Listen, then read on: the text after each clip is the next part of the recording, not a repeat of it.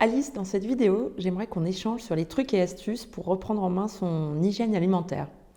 J'ai remarqué que de nombreux collaborateurs, lors des formations, faisaient remonter la difficulté pour eux de s'adapter au nouveau rythme de télétravail, les temps de pause déjeuner plus serrés, les enchaînements de réunions, les temps de préparation des repas à inclure dans le temps de déjeuner. Et du coup, ça nécessite de trouver une nouvelle organisation. Est-ce que tu as des pistes pour nous aider là-dessus ? Alors oui, et puis retrouver une nouvelle organisation, reprendre les choses en main, c'est tout à fait possible et ça n'est pas forcément très compliqué. Donc le tout, c'est déjà dans un premier temps de pouvoir un petit peu se donner un cadre qui va rassurer, dans lequel on va pouvoir évoluer. Donc dans un premier temps, par exemple, planifier ses repas. Alors pas planifier tous les repas, mais se donner 2-3 recettes pour les dîners. Des recettes qui vont pouvoir être réutilisées le lendemain d'une autre manière pour les déjeuners. C'est se fixer aussi des horaires de repas, donc ne pas partir comme ça dans l'aventure dès le matin, mais de se dire voilà, mon petit déjeuner sera à telle heure, mon déjeuner à telle heure et mon dîner également. Ça c'est important et d'essayer de les respecter autant que possible. Et enfin, ça va être de se donner un lieu de repas adapté au repas, c'est-à-dire dans une ambiance calme, détendue et le plus possible loin du lieu de travail, enfin pas le lieu de travail qui sera dédié.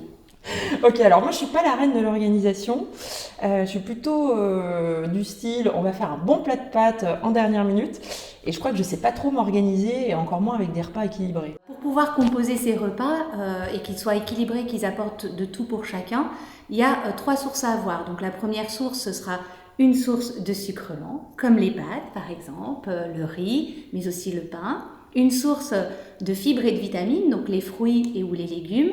Et une source de protéines pour construire les cellules, la viande, du poisson, des œufs, mais pensons aussi au fromage, aux lentilles, aux haricots rouges qui sont riches en protéines.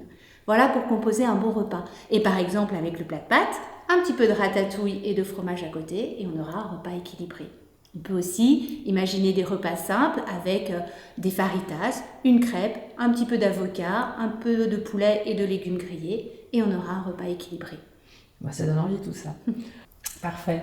Et lors de la préparation de cet échange, tu m'as parlé de réutiliser et d'optimiser ces repas que je trouvais être une bonne astuce pour gagner en efficacité dans l'organisation. Oui, pour se faciliter l'organisation.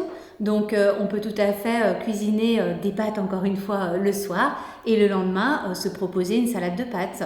On peut aussi utiliser les légumes de la veille pour se faire un gratin de légumes, pour un potage et pourquoi pas aussi penser à des tartines, des quiches aux légumes. Ça permet d'avoir des repas plus rapides. Ok. Donc en fait, en gros, ce que tu nous préconises, c'est d'oublier un peu l'improvisation en fait.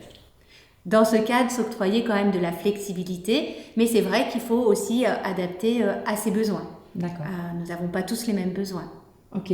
Alors moi, je crois que j'ai des difficultés, tu vois. Je vois bien les pâtes, la ratatouille à côté. Je pense que j'aurais du mal à équilibrer, puis à trouver la bonne quantité de chacun.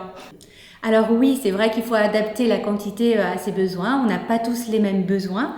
Et on dit que la main est un bon moyen parce qu'elle est proportionnelle à nos besoins.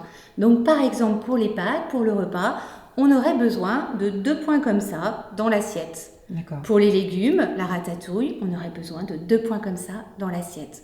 Alors bien sûr, après, on n'a pas tous les jours le même appétit, donc on va adapter aussi à sa faim. D'accord. Et pour la viande, on met quelle proportion ? Alors pour la viande, on va mettre la paume de sa main et le poisson, on va mettre toute la main. Voilà qui permet d'adapter un petit peu comme dans l'histoire des 3 ours et de Boucle d'Or, où chacun son assiette. Ah, une belle référence. Est-ce que tu as une idée de challenge qu'on pourrait mettre en place en équipe au sein avec son équipe de travail, ses collègues, pour retrouver un peu l'ambiance de la cantine? Et c'est une bonne idée.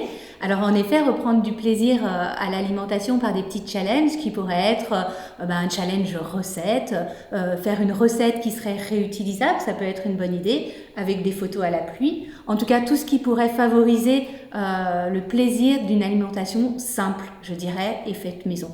Et partager. Et partagée, en effet. Eh bien, merci Alice. Merci Cindy.